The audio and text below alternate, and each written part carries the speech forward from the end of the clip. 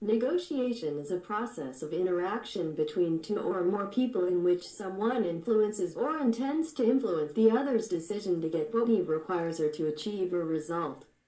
So it has the intention to reach an agreement or a desired objective.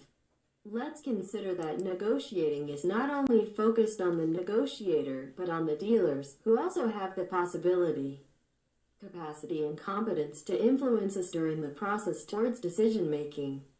A point that should not be forgotten is that both negotiators and dealers seek a result or an end that is usually similar or much the same. Therefore, many of the discrepancies do not focus on the result itself, but on the strategies, ways, or paths used to reach that result.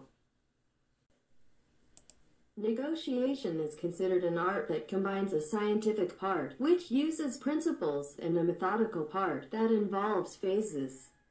Stages are steps that are learned through training and enriched by experience.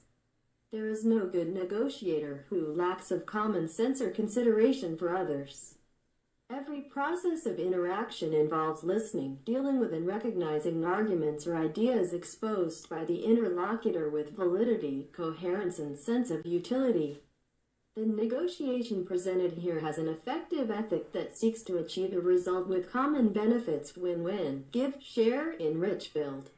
It is not an intimidation process, a scam, or a use of tricks to get away with. Neither is it a strategy to take advantage of the ignorance or incompetence of others for their own benefit, nor is it a dynamic that seeks to bribe, coax, seduce, or flatter others in order to yield to our selfish desires.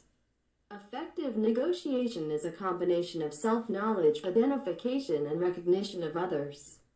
Also a clear and comprehensive understanding of the problem and an analysis of available information, the conditions, circumstances, and situations that surround it, as well as the time and resources available to act, interact, influence, and convince in order to try to reach the best possible agreement. Budjak, 2011. Consider that in this type of effective negotiation both parties win, although they do not always get everything they expected. It is an agreement, not an imposition. It is a negotiation, not an order. It is a strategy game, not a win-or-die battle.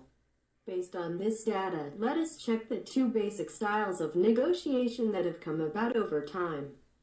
It is necessary to mention that the original models of negotiation, done in the 1960s, consisted of influencing, pushing, putting pressure on, predisposing, even harassing a person, normally considered as the weak in the negotiation, in order to get from him as much as possible, affecting the less possible the strong negotiator's position and resources.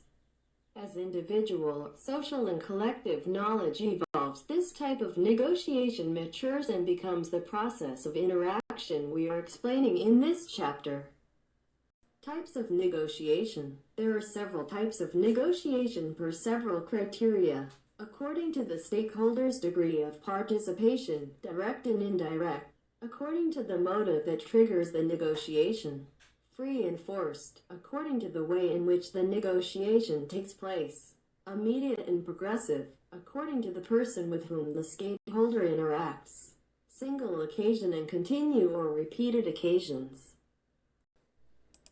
According to the stakeholder's degree of participation, direct, when those who are interested in reaching an objective are presented directly and speak for themselves. For example, a boyfriend is expected to go to the fiancé's house, accompanied by his parents, to show his intentions to marry.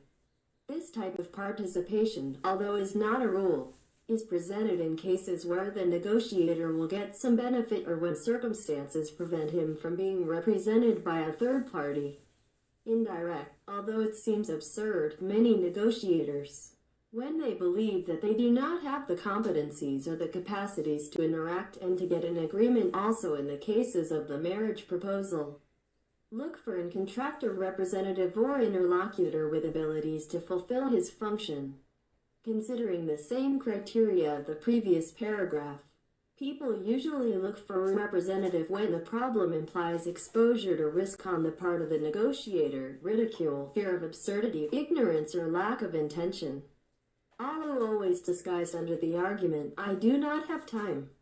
as it is easy to perceive. Indirect negotiation is carried out by professionals on the subject: lawyers, mediators, labor conciliators, managers, etc. According to the motive that triggers the negotiation. A free negotiation arises by the sum of the negotiators and the dealer's voluntary intentions. Both want to go forward in the process and use their commitment and attitude in order to reach an agreement. The examples are so varied that they range from meeting as a team in order to carry out a task to join a trade agreement that eliminates tariff barriers between two countries. In contrast, forced negotiation comes from a specific, often unexpected, involuntary, and uncomfortable event that forces the trader to enter a negotiation process. Here, the negotiator is the one who forces the things, as in the case of a lawsuit. According to the way in which the negotiation takes place. Immediate. It is the one where the negotiator, but can also be the dealer, aspire to reach a deal quickly. The time factor, as perceived throughout the topic, is demanding and fundamental in any negotiation process. For example, a contingent of parents who blocks a road in a workday morning are benefited by the time if they want to demand an agreement to an authority, as they do not care how long the road is blocked. However, hours later, after getting sunburned and facing an impending downpour, the same factor, time, turns against the original negotiators, changing them into dealers. Now they will be the part that tries to reach an agreement quickly because the sun is going down. It might rain and they have been standing all day. Many unforeseeable events or matters considered in immediate negotiation. Scratches to a car. Who will take care of taking the copies of a book where we will celebrate grandmother's birthday? Just to mention a few examples. It does not require much analysis of data, and the result does not significantly affect the negotiator's or the dealer's position. Progressive. This type of negotiation may arise when immediate negotiation fails. If one of the parties has no time problems, it will try or even force the negotiation to be progressive, slow, paused in stages. In each step, a brief agreement might be reached, a data reconciled, a point obtained, and each negotiation event may be closer to the expected goal. Some examples of this type of negotiation are elaborating a bachelor's degree thesis, as well as the 2 or 3 months of trial work period offered by an organization to a new element. Progressing in stages requires creating the conditions for interacting repeatedly with the same dealers, with the same negotiators. Therefore, it is appropriate and convenient to consider certain approximation in the personal relationship with the interlocutor, since sharing data, identifying coincidences, and recognizing similarities helps to pave a way that originally seemed full of rocks and bumps. According to the person with whom the stakeholder interacts. Single occasion. In this case, the negotiation is established with a person with whom you do not expect to interact again. The waiter of a restaurant, a pedestrian on the street, a person sit next to you in the public transport, people whom you cross paths with and that you do not intend to see again, etc. In these cases, the attention should be focused on the circumstances that propitiate the need to negotiate and the immediate intention that the interlocutor hopes to achieve.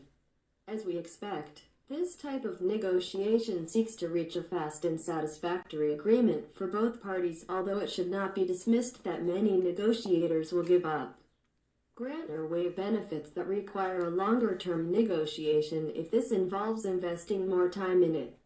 For example, someone who is under pressure to get on time for a job interview might be more flexible, even submissive, to accept whatever is offered after a car accident in order not to waste more time and risk to lose his or her scheduled appointment. Continue or repeated. Some people confuse a repeated negotiation with a single occasion and generate conditions that hinder the following processes with certain business persons.